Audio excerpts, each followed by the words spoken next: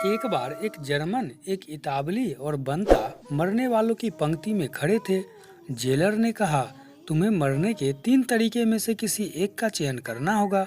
एक तो है गोली से, दूसरा फांसी पर लटक कर, या तीसरा है एड्स वाले वायरस के इंजेक्शन को लगाकर धीरे धीरे मरना है। तो एक जर्मन ने कहा, मुझे गोली चलाकर मार दीजिए। गोली चली और वह मर गया। इतने में इतावली बोला, मुझे फांसी पर लटका दीजिए। उसे तुरंत लटका दिया गया और वह भी मर गया।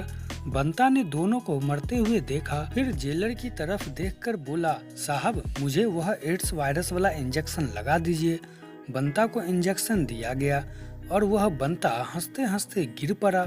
जेलर और आसपास के सभी लोग उसे देखकर हैरान हो गए कि ये हंस क्यों रहा है। बंता ने कहा, मुझे और एक इंजेक्शन लगा दो। उसे और एक इंजेक्शन दे दिया गया।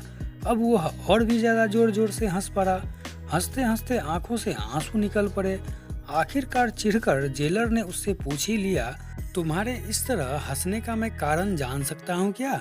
संता ने कहा, तुम सब लोग बेवकूफ हो। पागलों, मैंने करों पहन रखे हैं।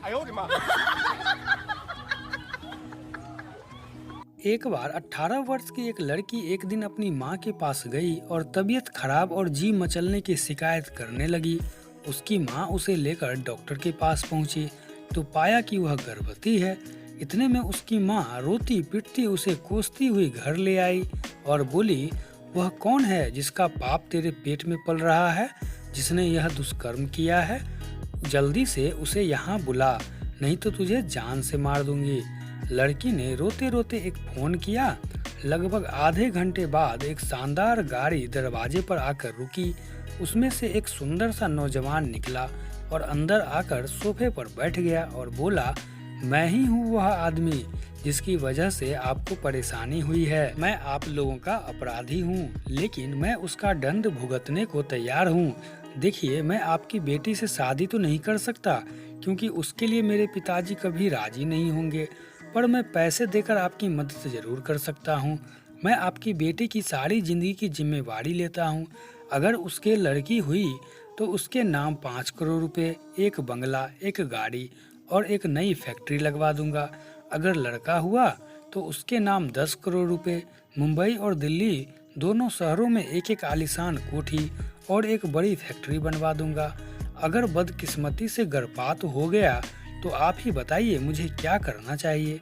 लड़की का पिता, जो अब तक चुपचाप उसकी बातें सुन रहा था, धीरे से उठा और नौजवान का हाथ अपने हाथ में लेकर सहजता हुआ बोला, बेटा, भगवान न करे अगर ऐसा हो भी जाए तो तुम दोबारा कोशिश करके देख सकते हो।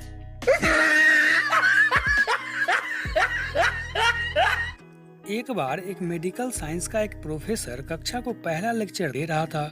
वह एक घोड़े के पास खड़े थे। उन्होंने कहा, मेडिकल फोरेंसिक में सफल होने के लिए आपको 2 चीजों की जरूरत होगी। पहली, आपको डर नहीं लगना चाहिए।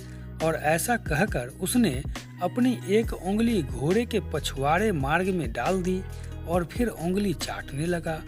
अब आप लोग भी न डरते हुए ऐसा ही करें, उसने सभी छात्रों से कहा।